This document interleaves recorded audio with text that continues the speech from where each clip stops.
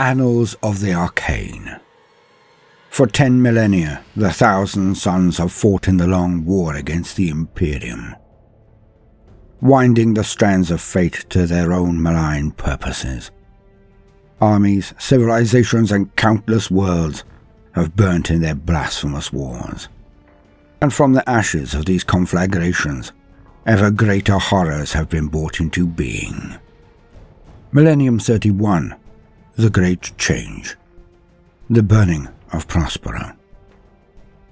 Leman Russ and his space wolves, along with contingents of the Legio Custodes and the Sisters of Silence, arrive on the 1,000 Suns' homeworld to carry out the execution of Magnus's legion.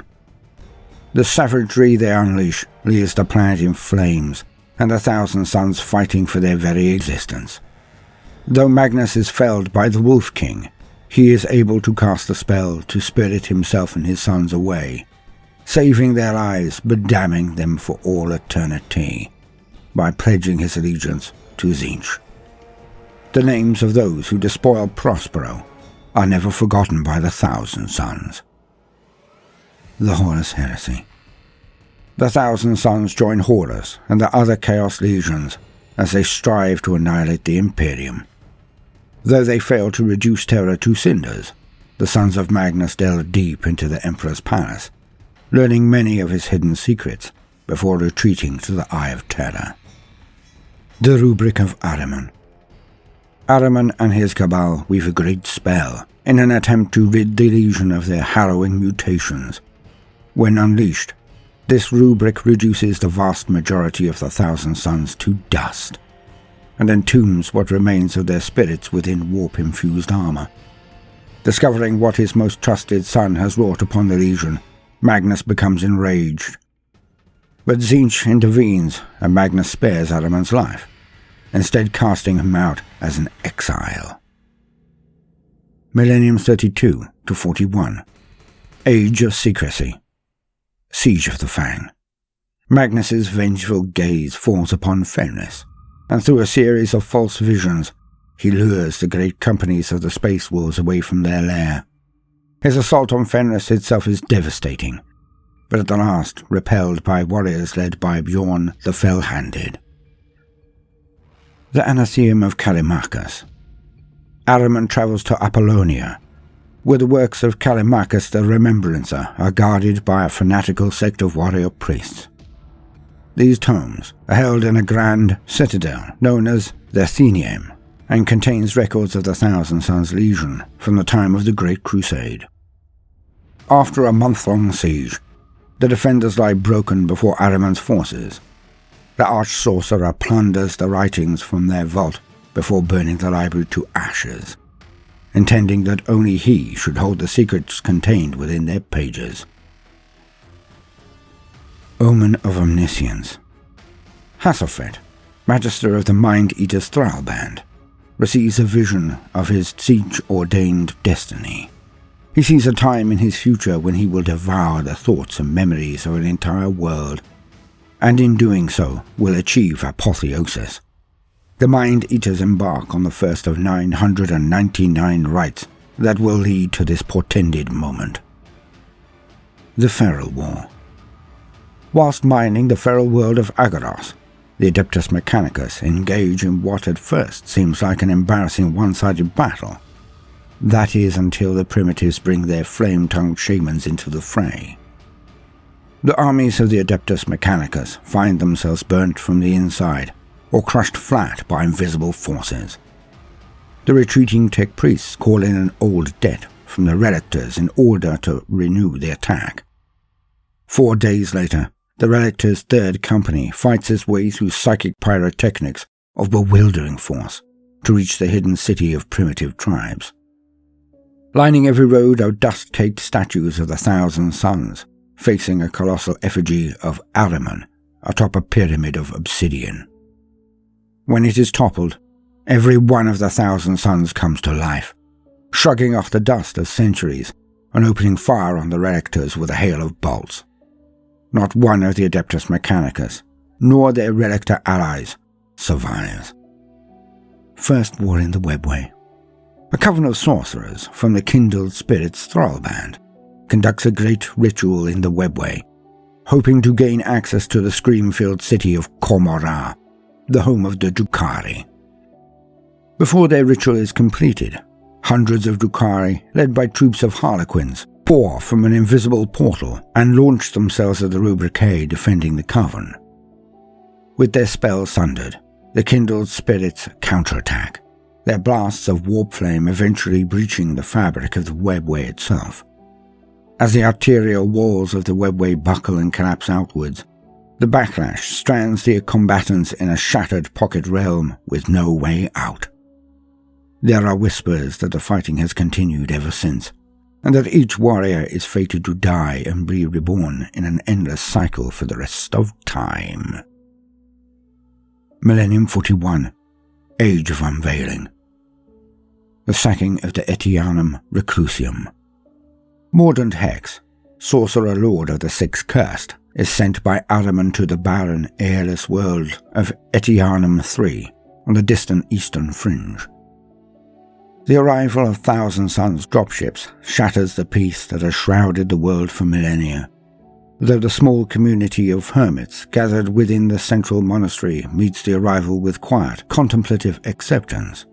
Hex's forces advance steadily through the mountainous passes, directly towards the gates of the hermitage, where he strikes the giant adamantium doors 9 times. As the doors yawn open, many of those inside are wrenched into the cold vacuum of the planet's surface, while those who remain in sealed chambers are swiftly hunted down and massacred. Even facing death at the hands of the Six Cursed, the inhabitants give little to no resistance. When all are dead, Hex descends into the heart of the mountainous complex to a long forgotten chamber buried under layers of ancient imperial construction. Within the chamber is the prize for which the Hex was sent, an entrance to the webway. Fortress of Infinities. The Imperial Fists strike Force Anvil of Dawn, boards a fire-wreathed space hulk on the western fringe of the Segmentum Solar. Within, they encounter Manat, exalted sorcerer of the Cult of Time, and after a grueling war of attrition through mutating corridors, Captain Dantarian strikes down the Thousand Suns warlord in a single combat. But in the moment of the exalted sorcerer's death, there's a crack of etheric power, and the Imperial Fists find themselves back on their strike cruiser, preparing to board the space hulk as though for the first time. Only an unquiet flicker buried deep within each battle brother's psyche suggests they may have walked this path before, and none can determine whether they seem to have sustained so many casualties before even engaging the enemy. They battle Manat again, and again the exalted sorcerer's death transports them to the moment before the siege. After 8 iterations, the Anvil of Dawn is all but obliterated, and the 9th sees Captain Dantarian alone march aboard the space hulk, there to meet his death against the laughing Manat. Threading the Labyrinth. After years of gruesome crusades within the webway, Ahriman approaches the location of the Black Library, a vast and ancient repository of Eldari knowledge. The arch-sorcerer bypasses the Sanctum's Harlequin defenders and spectral guardians by projecting himself inside the Black Library's halls, allowing his physical body to transcribe onto hermetic parchment what his astral self sees. In doing so, he is able to create a copy of the fabled Tome Labyrinthus, the map of the hidden passages of the webway. Crystallized Night. An endless psychic scream lures Vasilisk the Shrouded, sorcerer warlord of the Night Lords, to the obsidian mines on Xanthimatos. As his warbands set about butchering the Imperial world's crews, the terror of those slain continues to linger in the form of disembodied warpgeists. The sight of spectral figures crowding the mines and howling with fear brinds Vasilisk to the true sorcery at play, for the planet has been hexbound by Hasofet and his Mind-Eaters. As Vasilisk revels in the resonant terror, the Mind-Eaters seal the minds with the Night Lords inside. In the final twist of Hasofet's curse, the spirits of the dead burst into warp flame, filling the subterranean tunnels with screaming flames. By the time the mines are reopened, every last Night Lord has been reduced to ash, all except for Vasilisk the Shrouded, whose body has been melted into a lump of dark glass. The Shrouded Crystal is a foreseen prize of Hasafat's 765th rite, and it passes with the psychic energy of the sorcerer it once was. Destinies entwined. To enact a plan that will transform the galaxy forever, Magnus the Red summons his exiled son, Arzek Ahriman, back to the planet of the sorcerers. There, he entreats the arch-sorcerer to once more work with him towards a common goal. A curse returns. Shortly after reuniting with their long-lost Wolfen brethren, the Space Wolves find their home system engulfed by raging warp storms and a massive demonic invasion. The Grey Knights and Dark Angels arrive to aid the Sons of Rus in expelling the threat, but the Imperial forces are coerced into a state of infighting by one of Tzeentch's most devious servants, the Changeling. It is the Grey Knights who first noticed the warp storms forming a pattern, one recorded in their oldest tomes of lore, and not seen in the galaxy for 10,000 years. It is a symbol of vengeance last used on Prospero by the Thousand Suns. A world for a world. As the home system of the Space Wolves is being overrun by demons, 9 silver towers appear in the skies above Fenris. From their warped halls pour ranks of Thousand Suns, ready to wreak vengeance on the chapter that destroyed their home world. Swarms of braying Zangors and mutated cultists charge across the frozen plains, with rubric marines and scarab occult terminators marching close behind. From hidden portals, more Thousand Suns emerge onto the Fenrisian steeps, exiles brought back into the fold by Ahriman. By following the Arch-Sorcerer through the webway, they are able to take the Space Wolves and their allies by surprise, incinerating the Adeptus Astartes with crackling psychic energy as they burst from the labyrinthine dimension. As the Imperial lines hold against the onslaught, the Silver Towers align with sites of geomantic power and begin siphoning the internal energy of Fenris. And on the 3rd day, the air is riven with fire. Sorcerers around the planet pour their psychic energy into this sky fire, and within each of the Silver Towers, a captive Space Wolf is boiled alive in a cauldron of gore.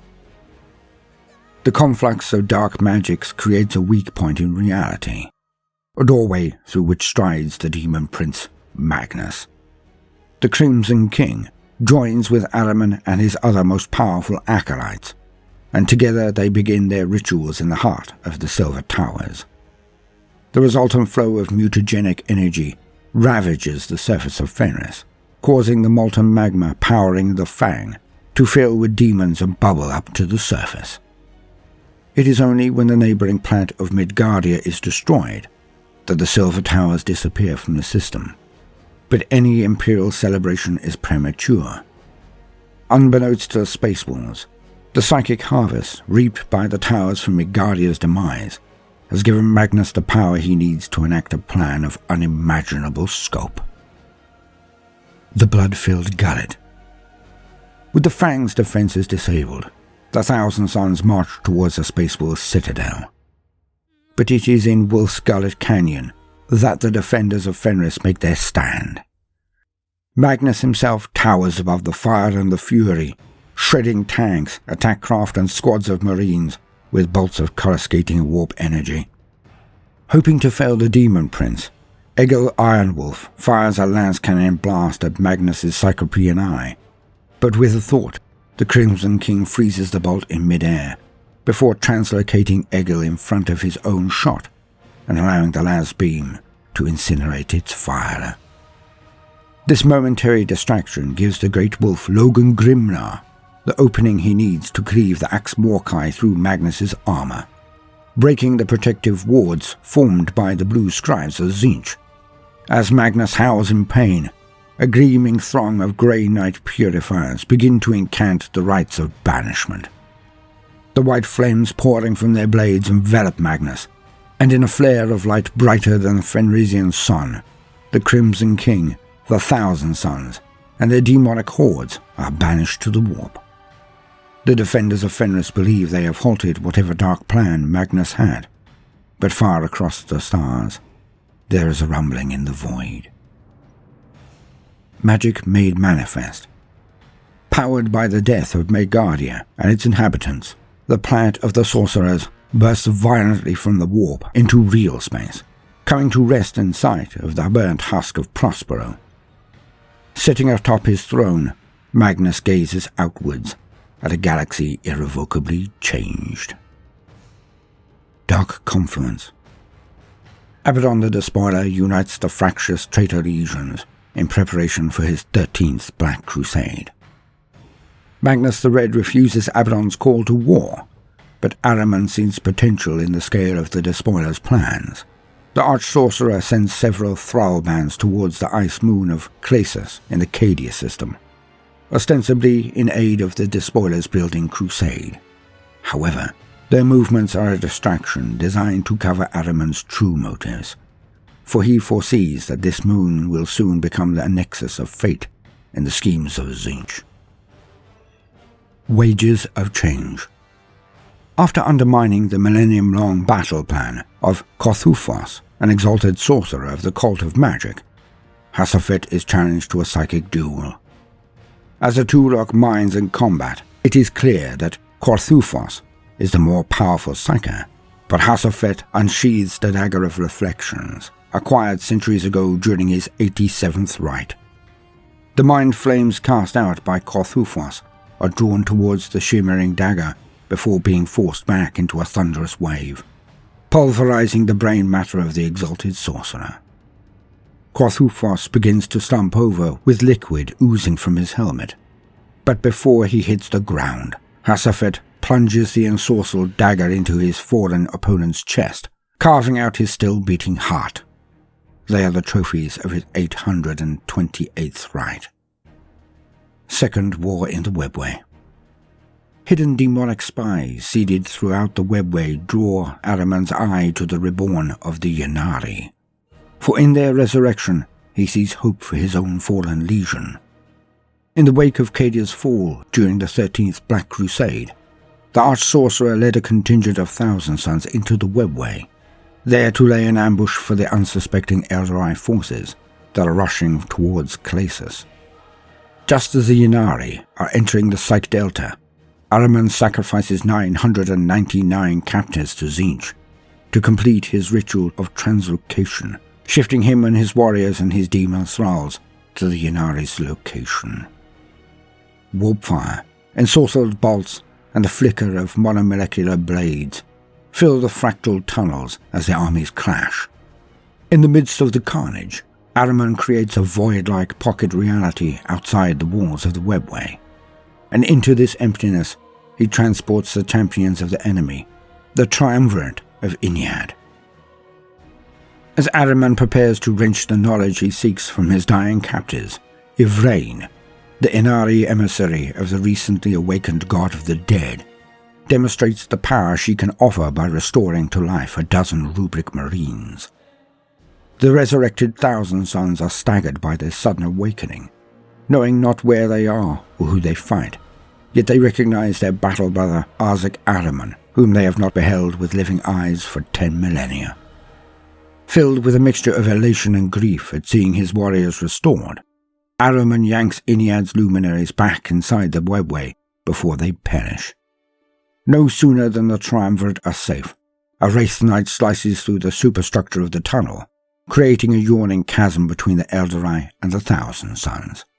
The Incarn, avatar of Ynnead, inhales mightily as the Eldorei force withdraw, pulling the reanimated Thousand Sons over the precipice into the void. Ahriman screams in horror as these flesh and blood warriors tumble away. They are lost to him once more, but he now knows that the reversal of his rubric is possible, and he knows who has the power to do it. An ancient foe awakens.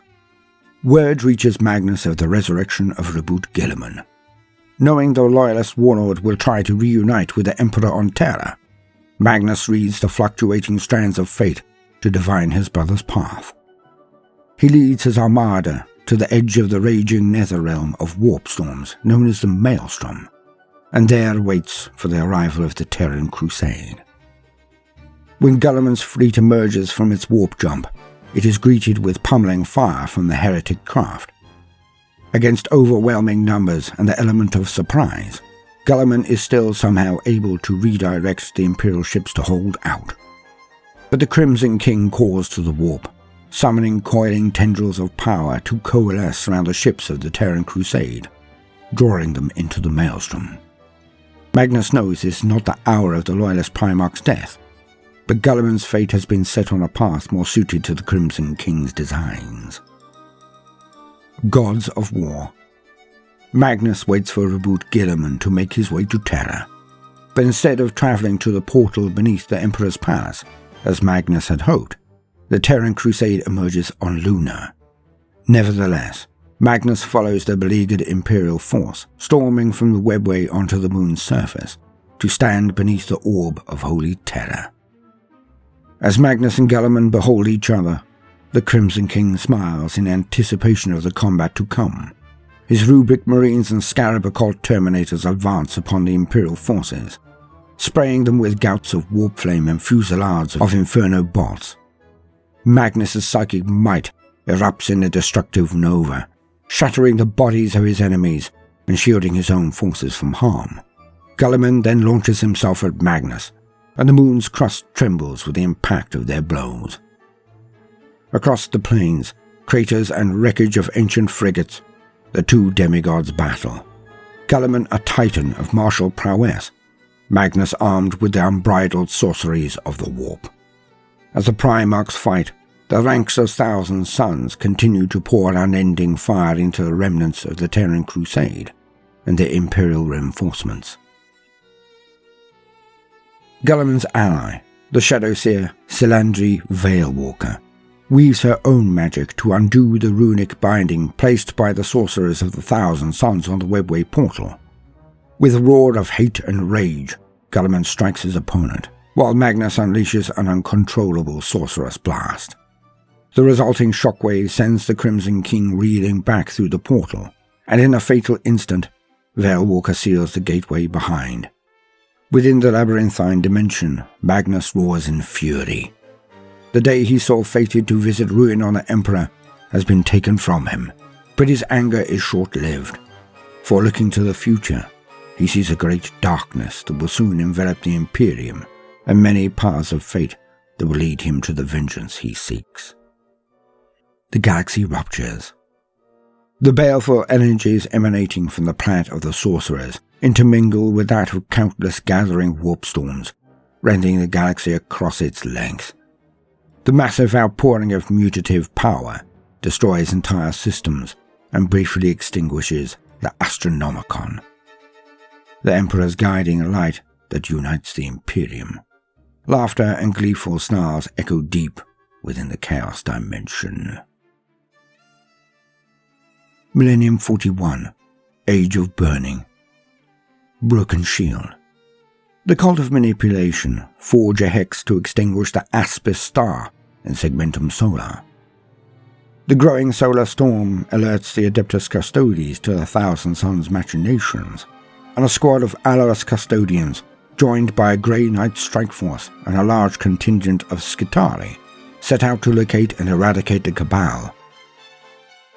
But as they approach the Aspis system, an enormous solar flare separates the Imperial forces. While the Grey Knights and Skitarii find and destroy the profane ward sustaining the hex, the Adeptus Custodes are sent adrift through the warp into the clutches of the waiting Thousand Suns. The Stygius Kingdom. Magnus the Red leads a devastating attack on the Stygius sector. Cut off from the Astronomicon, the Imperial defenders fall quickly to cultist uprisings, demonic invasions, and attacks from scores of Thrall bands. Once the stubbornness of the Mordian Iron Guard and the arrival of the Eldari prevent the system from being overrun, though even these events have long been foreseen by Magnus, and are part of his wider plan for the transformation of Stygius. The Beast Within. On the high-grav world of Krachodia, the abhuman Ogren tribes hunt down a mutant beast that has been roaming the stalagmite jungle. As they hack the writhing creature apart, they find an undulating sac lodged within its innards. The hunters feel a strange inclination to recover this mysterious growth, and so bring it to the tribal elders who deem it good, and placed it in the center of their settlement. Over time, the sac begins to shed light of multiple hues. Eventually, it splits open, and from within emerges a creature radiant and beautiful to the eyes of the tribesmen. To them, it resembles a perfectly formed human, and they weep in the presence of its magnificence. As they fall to their knees in worship, their own bodies begin to change, becoming more like the being they adore. Months later, the Astra Militarum fleets arrive to collect their tithe of warriors from Krachodia. They find no trace of the Ogren tribes, only a world overrun with hulking chaos spawn. The Impassable Sea. Space wolves from Engir Krakendoom's great company set a course for Prospero, hoping to reach the planet of the sorcerers and once more bring ruin to the Thousand Suns. But no matter what path they take, eerily sentient warp eddies fling them far off track. A cloud of particulate dust falls over the heavily fortified spire convent of the Sisters of Silence on Gossamer. It is soon followed by a more destructive storm, as suits of runic armor bearing the sigil of the Blades of Magnus fall from the sky like meteors, smashing through vaulted ceilings and cratering the courtyards. As the Sisters of Silence reel from the bombardment, sheets of lightning crack through the atmosphere, and the dust cloud coalesces around the lifeless rubric suits. The dust, which is in fact the essence of Thousand Suns warriors, pours into the armor, and one by one they stand up and raise their weapons. The Spire Convent is obliterated in the battle, and every Sister of Silence slaughtered. Though even faced with death, not one allows herself to scream. Power Unbound. In their war with the Necrons of the Nephrec dynasty, the Silver Suns loose a quartet of Helldrakes upon a Tesseract vault. The winged monstrosities tear the prison open, freeing the Katarn shard within, allowing it to begin a years-long rampage through Nephrec space. The Psychophage of Mangle III. Hasafet and his Mind-Eaters descend upon the Imperial Hive world of Mangle III amidst an ongoing Tau invasion.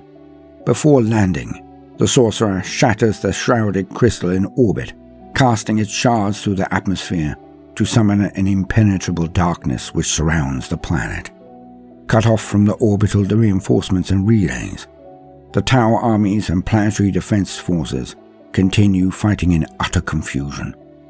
In the Valley of Sacrifice, between the lines of the battling armies, the Mind-Eaters array the trophies and fetishes acquired from their 998 preceding rites in a great crescent, and between the horns of the crescent, Hasafet mounts an enormous pyre.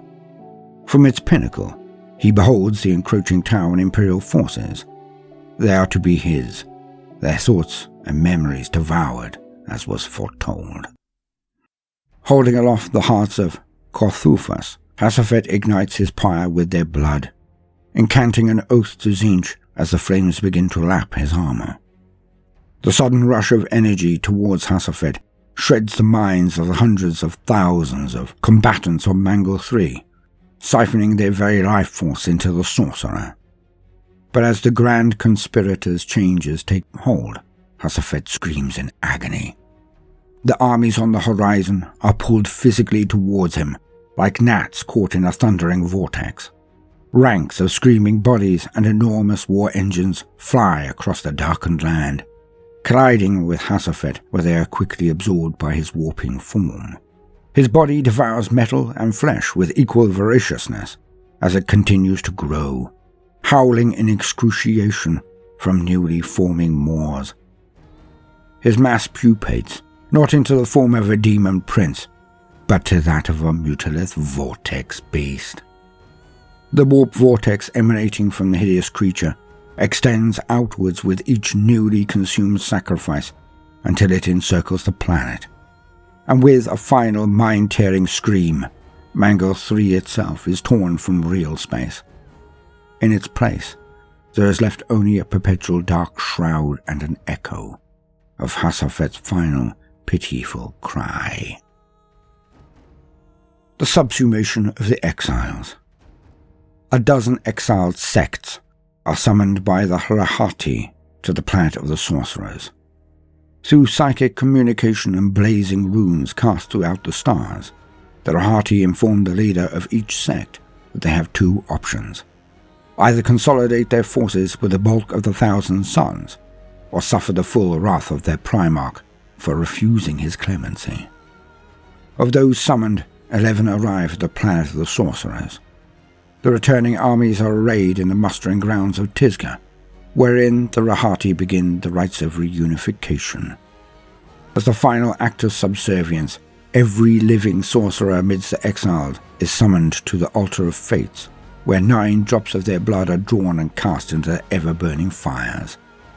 At this moment, the massed ranks of rubric marines and scarab occult terminators from the 11 sects turn to the Rahati, kneeling down before their new rulers in perfect unison. Rising, they simultaneously turn towards the sorcerers huddled on the altar of fate, raise their weapons, and unleash devastating payloads against their masters of old. The road to resurrection. Having witnessed the ability of Ivrain to restore the 1,000 sons afflicted by the rubric, Ahriman begins gathering his forces. After 10,000 years, he knows where to find the knowledge he has been seeking, and so he trains his prescient vision on the Drukhari city of Khormora.